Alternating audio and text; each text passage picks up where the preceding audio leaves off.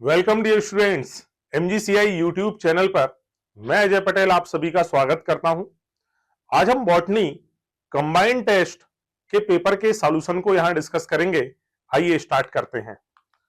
Question number 1 है, निम्न में से कौन सा आरएनए पॉलीमरेज एंजाइम जो है वो एचएनआरएनए का अनुलेखन करता है या एचएनआरएनए को फॉर्म करता है? तो आंसर रहेगा हमारा आरएनए पॉलीमरेज सेकेंड। बेटा इसी में जब ये आरएनए पॉलीमरेज सेकेंड एचएनआरएनए को फॉर्म करेगा, देन यहां पर होगी प्रोसेसिंग, और प्रोसेसिंग होने के बाद यहां फॉर्म होगा एमआरएनए। प्रोसेसिंग में 3 स्टेप्स हैं। एक होती है कैपिंग, दूसरी है स्प्लाइसिंग, और तीसरी जो है वो है टेलिंग या पूंछ को लगा देना। तो आंसर हमारा रहेगा बी।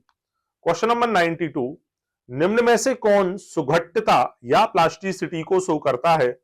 बेटा वास्तव में ये जो सुघट्टता है, जीवन की अलग अलग अवस्थाओं के दौरान, मतलब शुरुआत की फेज और बाद की फेज हम ले लें, है ना, तो जीवन की अलग अलग अवस्थाओं के दौरान, इसके अलावा अलग अलग पर्यावरणीय परिस्थिति में भी जो हमारे प्लांट्स हैं वो अलग अलग तरह की संरचनाओं को शो करते हैं, उसको ही बोलते हैं प्लास्टिसिटी। जैसे कि यहां पर हमारा जो एग्जाम्पल है वो है कॉटन या कपास। इसके अलावा जो बटर कप होता है वो भी प्लास्टिसिटी को शो करता है। तो यहां हमारा आंसर रहेगा डी। 93, गैसीय पादप वृद्धि नियंत्रक पादपों में किस लिए प्रयुक्त किए जाते हैं? तो ये फलों को तोड़ने के बाद पकाने में हेल्प करते हैं। हम सभी जानते हैं जो गैसियस पीजीआर है, एथिलीन, वो राइपनिंग में हेल्प करेगा। क्वेश्चन नंबर 94, फिनोटाइप विशेषक खालिस्तान के कार्य पर निर्भर करता है। बेटा जो फिनोटाइप है वो कब शो होता है? तो फिनोटाइप शो होता है उस कंडीशन में जब हमारा एलील अरूपांतरित होता है, अनमॉडिफाइड होता है। मींस आंसर या तो ए होगा या डी होगा। नेक्स्ट उन्होंने ब्लैंक हमसे पूछा है कि लक्षण जब दिखता है यदि या तो एंजाइम बनता ही नहीं है या बने तो कार्यक्षम नहीं होता। मतलब कौन सा लक्षण इस समय दिखेगा हमें, प्रभावी या अप्रभावी? बेटा प्रभावी लक्षण उस समय दिखता है जब एंजाइम बनना भी चाहिए और वो एंजाइम कार्यक्षम भी होना चाहिए। लेकिन यहां पर इन्होंने लिखा है कि कार्यक्षम भी नहीं है एंजाइम, साथ ही साथ एंजाइम का फॉर्मेशन भी यदि नहीं हो रहा है, तब इस कंडीशन में हमें जो लक्षण दिखाई देते हैं बेटा वे होते हैं अप्रभावी या recessive.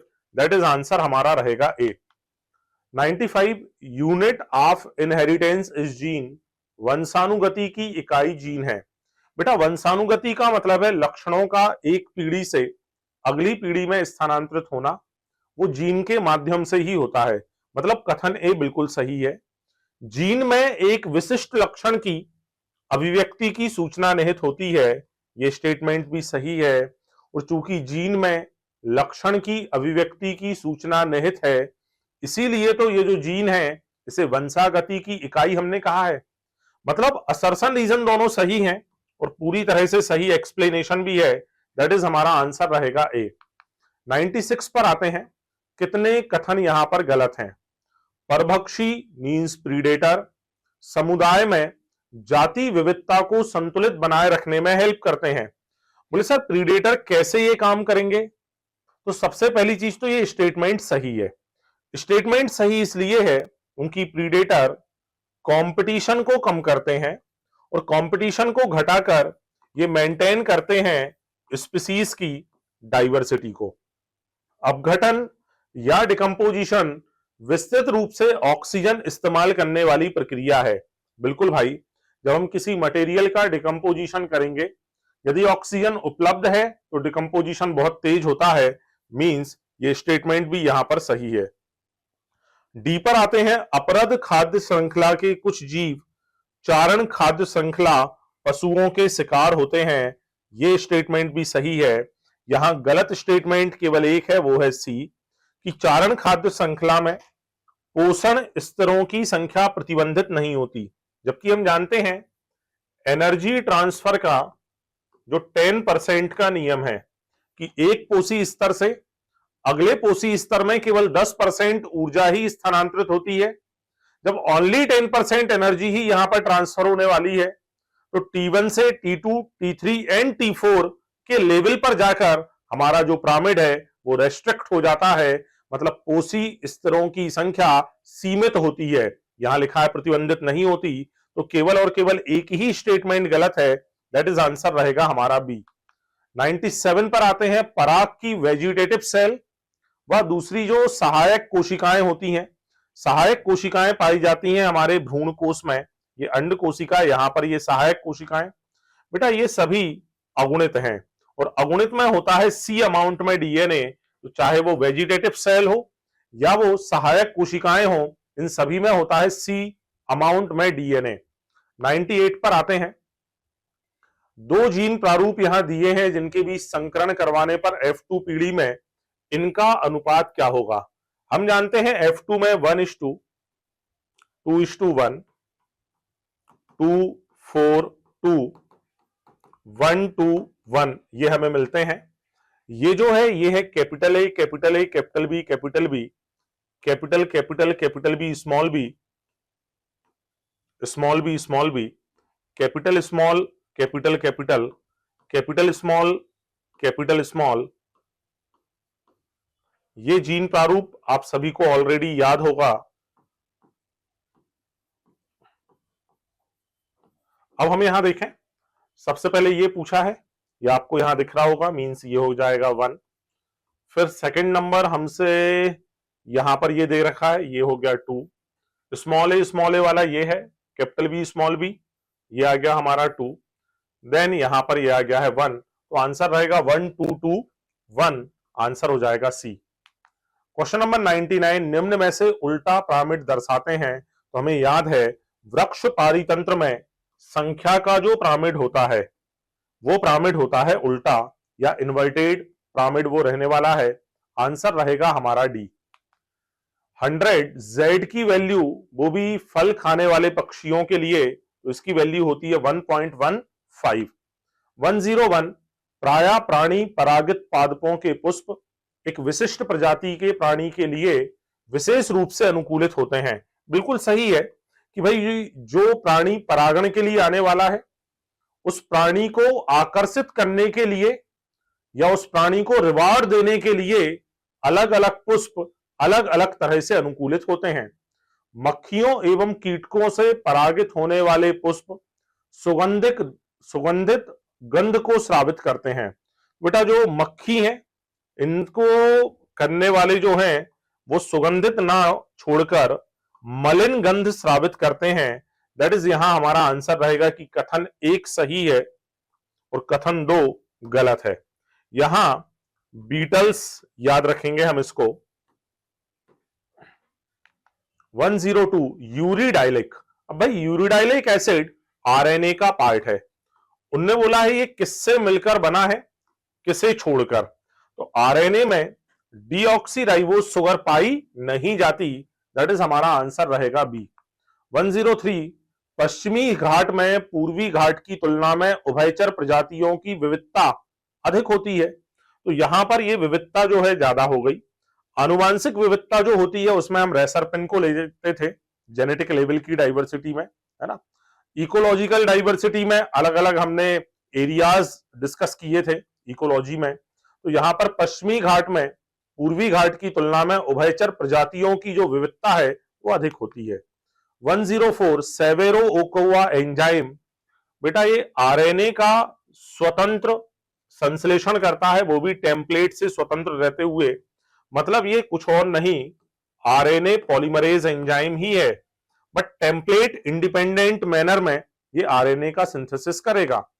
105 biological control trichoderma, dragon flies, mosquitoes, organic farming, use of bio fertilizer, symbiotic association, mycorrhiza, means 4 1 2 3, तो ये आंसर आ जाएगा 4 1 2 3, दैट इज आंसर रहेगा हमारा बी। 106 गलत कथन हमें पहचानना है, आनुवांशिक कोडॉन सार्वत्रिक होते हैं, बिल्कुल सही है। एयूजी प्रारंभिक कोडॉन है, ये भी सही है। यूएजी समापक कोडॉन है, आपको पता होंगे यूएए, यूएजी UGA ये समापक कोडॉन है। आंसर रहेगा हमारा डी, जो कि गलत है यहां पर, कि सभी कोडॉन संदिग्धता को प्रदर्शित करते हैं, जबकि हम जानते हैं कोडॉन असंदिग्ध होते हैं। उनने पूछा भी था हमसे गलत, दैट इज आंसर हमारा रहेगा डी। 107 गलत कथन को हमें चुनना है। जैव उर्वरक एक प्रकार के जीव हैं जो मृदा की पोषक गुणवत्ता को बढ़ाते हैं, बिल्कुल सही है। सूक्ष्म जीवों का प्रयोग हानिप्रद पीड़कों को मारने के लिए किया जाता है। जैव नियंत्रण मापन ज्यादा पीड़कनाशियों के उपयोग को बढ़ाता है, जबकि हमें पता है जो बायो कंट्रोल है वो तो पीड़कनाशियों पर हमारी निर्भरता को क्या करेगा, कम, ये कह रहे हैं बढ़ाता है। मींस ये कथन गलत है जो यहां पूछा है हमसे, तो आंसर रहेगा सी। 108 घास, खरगोश, सर्प और बाज, ये एक हमें फूड चेन दे रखी है। इस फूड चेन के माध्यम या इस फूड चेन के संबंध में कौन सा कथन सही है वो हमें बताना है। यहां मौजूद प्रत्येक समष्टि सर्वाहारी है। आप जानते हैं खरगोश केवल और केवल शाकाहारी है, मतलब ये तो गलत हो गया। प्रत्येक परभक्षी समष्टि अपनी शिकार समष्टि से ज्यादा जैवभार रखती है। तो आप देख पा रहे होंगे खरगोश का जैवभार घास की तुलना में कम होता है। फिर सर्प का खरगोश से कम, जबकि ये बोल रहे हैं कि परभक्षी जैसे सर्प है तो उसका जैवभार ज्यादा है खरगोश से, ये भी गलत हो गया। अगेन सी भी गलत रहेगा फिर तो प्रत्येक समष्टि अपनी परभक्षी समष्टि से अधिक जैवभार रखती है। मतलब बायोमास की बात करें तो बायोमास घास का ज्यादा, खरगोश, फिर सर्प, फिर बाज, दैट इज आंसर रहेगा हमारा डी।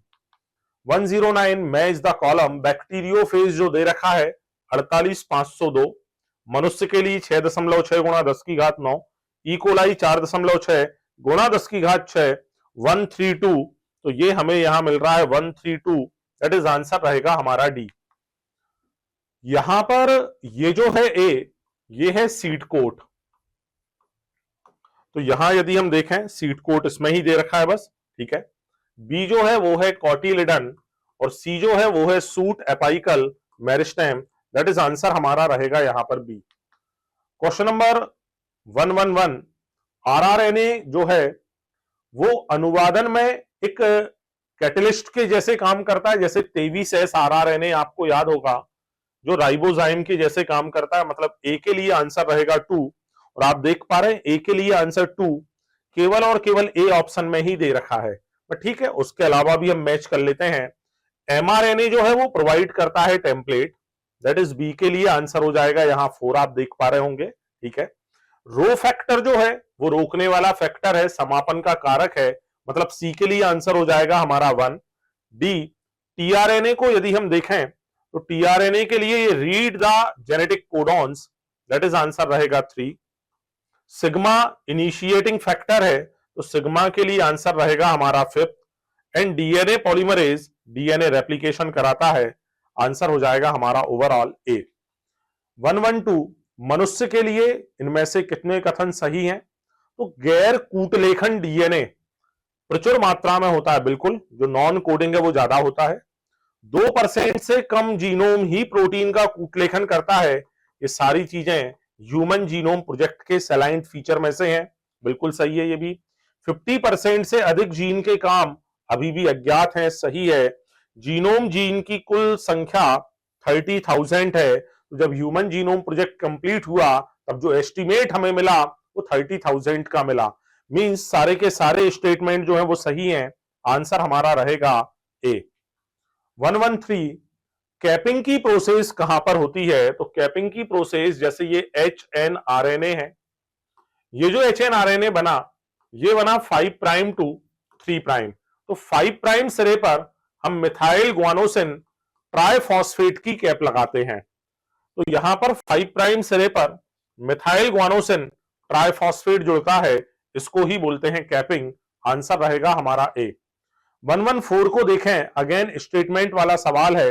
ग्लोमस जीनस की कवक, बेटा ग्लोमस जीनस की जो कवक है ये फॉर्म करती है माइकोराइजा या कवक मूल, जो मिट्टी से फास्फोरस का अवशोषण कर पादपों में भेज देते हैं, दैट इज हमारा स्टेटमेंट 1 सही है। कीटनाशी व खरपतनाशियों का अधिक उपयोग हमारी मृदा को दूषित करते हैं, दोनों ही स्टेटमेंट जो हैं वो सही हैं, आंसर रहेगा हमारा ए। 115 पे आते हैं, टमाटर की फ्लेवर सेवर वैरायटी किस एंजाइम के फॉर्मेशन को रोकती है? बेटा ये पॉलीगैलेक्टोयूरेनेज को रोक देती है।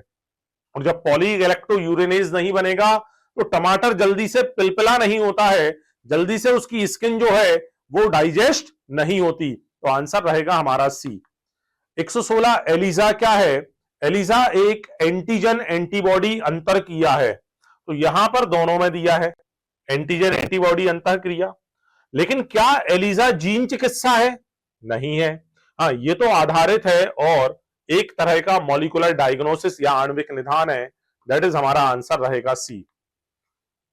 वह कौन सी पारजीनी खाद्य फसल है जिसमें विकासशील देशों में रतौंधी, रतौंधी मतलब नाइट ब्लाइंडनेस जिसके लिए चाहिए है विटामिन ए, तो आंसर रहेगा हमारा गोल्डन राइस बी।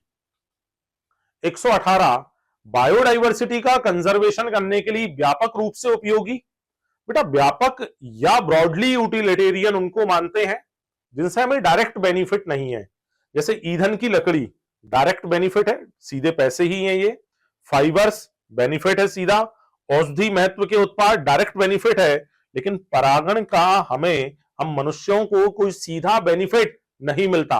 ये अलग है कि परागण के बाद ही फसल पैदा होती है, लेकिन फिर भी वो एक ब्रॉड यूटिलिटेरियन कंजर्विंग बायोडाइवर्सिटी के लिए रीजन है। तो आंसर यहां रहेगा हमारा ओनली वन, कि ब्रॉडली यूटिलिटेरियन या व्यापक रूप से उपयोगी जो विषय हैं वो केवल और केवल एक है, वो है परागण। बाकी सब नैरोली हैं, बाकी सब संकीर्ण परास वाले हैं। 119 पर आते हैं। बेटा ये बहुत बढ़िया क्वेश्चन है। पॉलीमरेज चेन यहां पर जो जेल इलेक्ट्रोफोरेसिस है, उस जेल इलेक्ट्रोफोरेसिस की अंडरस्टैंडिंग के लिए बढ़िया क्वेश्चन है। जेल में आपको ध्यान होगा यहां पर था नेगेटिव, ये positive. Negative means cathode, positive means anode. और हमें पता है कि नेगेटिव पर या साइड पर बड़ा खंड और छोटा, और पॉजिटिव के पास सबसे छोटा डीएनए फ्रेगमेंट हमें मिलता है। DNA is also a negatively charged molecule. तो यहां पर सबसे बड़ा खंड है सी, उससे छोटा है ए, सबसे छोटा है बी। मतलब यहां नेगेटिव प्लेट के पास हमें मिलना चाहिए सी, फिर मिलना चाहिए ए, फिर मिलना चाहिए बी। तो अपन देखते हैं ये नेगेटिव प्लेट दिया गया, यहां सी दिया तो बट सी बहुत छोटा करके दे दिया। आप देखें सी इतना बड़ा खंड है, ये आपको दिखाई दे रहा होगा यहां। दैट इज हमारा आंसर रहने वाला है बी। 120 match the column. जन्म पूर्व की अधिक संख्या और जननक्षम की मध्यम संख्या। तो जन्म पूर्व की संख्या यदि अधिक है या जनन पूर्व की संख्या यदि अधिक है, higher number of pre reproductive, तो जनन पूर्व रहेगा ये। ठीक है, ये जो जनन पूर्व है इनकी संख्या यदि अधिक है, इसका मतलब है ये रहेगी हमारी बढ़ती हुई पॉपुलेशन। बढ़ती हुई पॉपुलेशन ए के लिए आंसर रहेगा हमारा 2। फिर जनन पूर्व की अधिक बी, जनन पूर्व और जननक्षम की संख्या समान, मतलब ये हो जाएगा स्टेबल। और जननक्षम व्यष्टियों की तुलना में जनन पूर्व कम, ये होगा घटती हुई। तो 2, 3, 1 आंसर रहेगा हमारा सी, 2, 3, 1। 121 पर आते हैं। मेंडेलियन विकार वे हैं जो एकल जीन में रूपांतरण या उत्परिवर्तन के कारण उत्पन्न होते हैं। आंसर हमारा रहने वाला है डी। 122 कौन सा हार्मोन अनानास में पुष्पन को प्रेरित करता है? ऑलरेडी हमें पता है, आंसर रहेगा ऑक्सिन। 123 गन्ने का उत्पादन कई गुना बढ़ाने वाला जो हार्मोन है वो है जिब्रेलिक एसिड। आंसर रहेगा हमारा ए।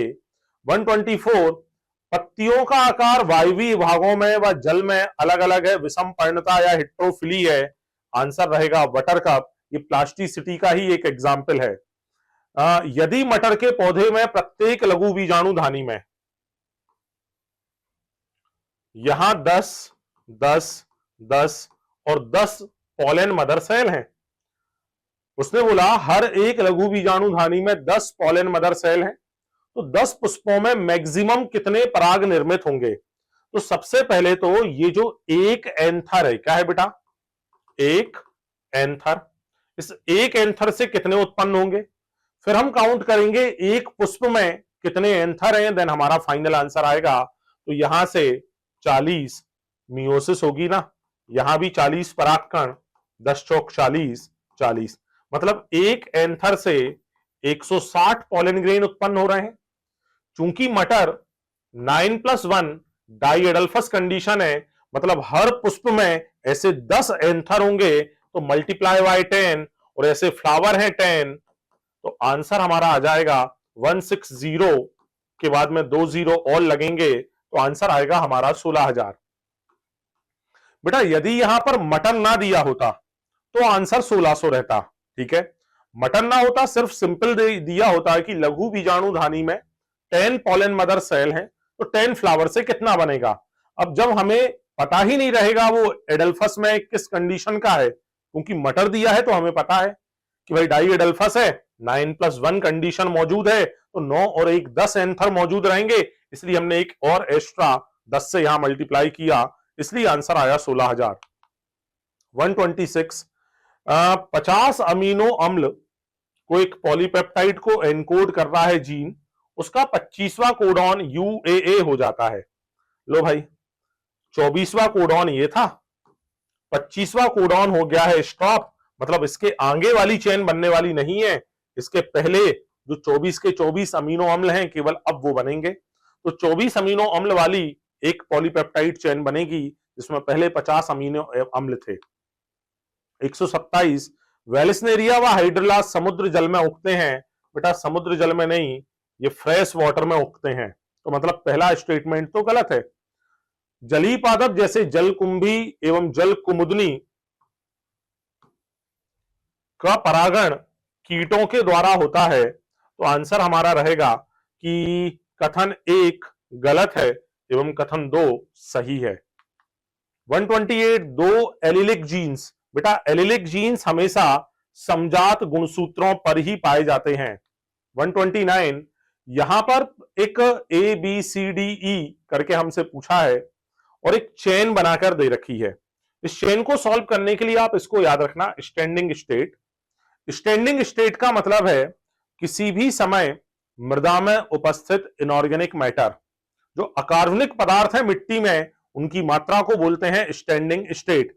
तो यहां पर अकार्बनिक आ कहां से रहा है, आप ये देखें, प्रोड्यूसर से यहां कुछ गिरा, डिकम्पोजिशन हुआ, देन अकार्बनिक पदार्थ बने। तो प्रोड्यूसर का जो हिस्सा सतह पर गिरा, जिसका डिकम्पोजिशन होता है, उसे बोलते हैं लेटर। मतलब सी के लिए हमारा आंसर रहने वाला है लेटर, तो आंसर या तो रहेगा ए या रहेगा बी।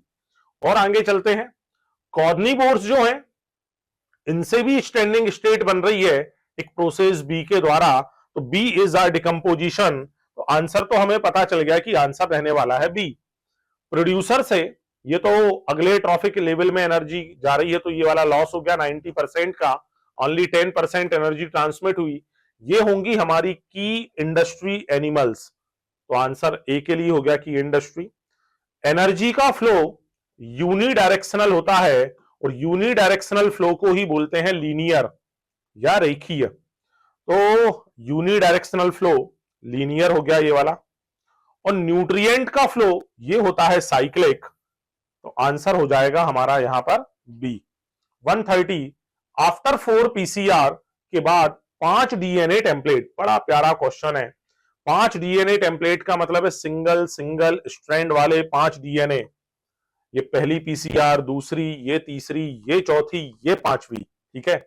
अब जब पहली पीसीआर हो जाएगी तो आफ्टर फर्स्ट पीसीआर यहां पर 5 डबल स्ट्रैंडेड डीएनए फॉर्म हो जाएंगे, क्योंकि उसने यही तो पूछा है कितने डीएनए बनने वाले हैं। तो अब यहां पर 5 डीएनए बन गए हैं। अगली बार 5 से 10, 10 से 20, 20 से 40 और 40 से बनेंगे अगली पीसीआर या लास्ट पीसीआर में 80। कुछ लोग क्या सोचेंगे कि यहीं पर वो 5 डीएनए, सिर्फ ये देखकर इसको जब सॉल्व करेंगे तो 5 से वो पहली बार में ही 10 बना देंगे और यहां 80 की जगह उनका आंसर 160 आ रहा होगा। तो आप ऐसी गड़बड़ मत करना। उसने बोला 5 डीएनए टेम्पलेट, टेम्पलेट का मतलब है सिंगल स्ट्रैंडेड डीएनए, तो उससे पहली बार में 5 डबल स्ट्रैंडेड डीएनए फॉर्म होंगे, 5 से 10, 20, 40 और 80। इस तरह से आंसर आएगा हमारा डी। 131 कौन सा पादप हार्मोन है जो जरावस्था को विलंबित करता है ताकि फल पेड़ पर अधिक समय तक लगे रह सकें व बाजार में मौसम के बाद भी मिलें? आंसर रहेगा जिब्रेलिक अम्ल, और ये मेनली अमरूद में और एप्पल में इस काम को करेगा। 132, अनिलेखन के दौरान डीएनए डिपेंडेंट आरएनए पॉलीमरेज किस दिशा में काम करता है? हम सभी जानते हैं वो काम करेगा 5 प्राइम टू 3 प्राइम डायरेक्शन में। मतलब जो नया बना रहा है वही तो उसके काम करने की दिशा है। यहां पर ये नहीं पूछा वो टेम्पलेट को किस दिशा में रीड करेगा। यदि ये पूछा जाता वो टेम्पलेट को किस दिशा में रीड करेगा, देन आंसर होता 3 to 5।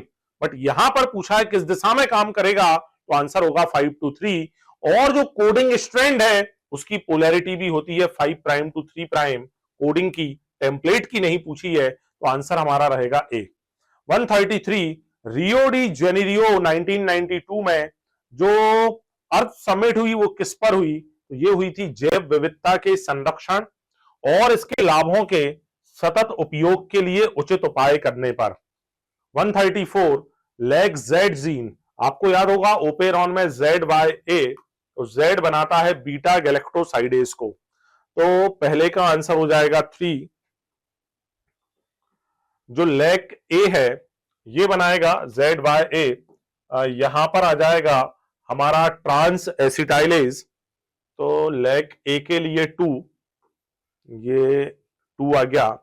आई जीन जो है ये है रेगुलेटर की आई जीन, और रेगुलेटर की जो आई जीन है वो रिप्रेसर प्रोटीन को सिंथेसाइज करेगी, और ऑपरेटर जो है यहां पर आकर जुड़ेगा रिप्रेसर, तो यहां 1 एंड यहां 4, दैट इज आंसर रहेगा हमारा डी। 135, लास्ट क्वेश्चन है, डीएनए के स्ट्रैंड का सीक्वेंस हमें दे रखा है, टीआरएनए पर बेसेस का सीक्वेंस पूछा है। यदि यहाँ ए है तो यहां सामने आएगा यू यू यू, टी के सामने ए, और जी के सामने सी, दैट इज आंसर रहेगा हमारा सी। बेस्ट ऑफ लक आप सभी के लिए। आपकी नीट प्रिपरेशन बहुत जबरदस्त चल रही होगी और आप बहुत अच्छे से नीट एग्जाम को देकर भी आएंगे और नए सफलता के परचम लहराएंगे। Best of luck again, thank you.